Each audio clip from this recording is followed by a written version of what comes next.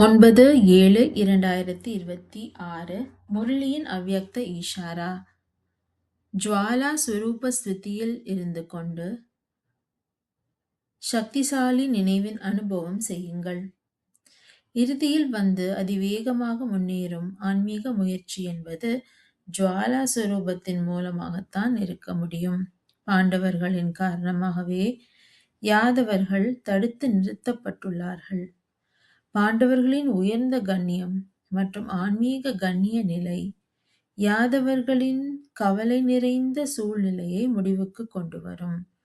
எனவே உங்களுடைய ஆன்மீக கண்ணியத்தின் மூலம் கவலையுற்ற ஆத்மாக்களுக்கு அமைதி மற்றும் நிம்மதி என்ற வரதானத்தை வழங்குங்கள்.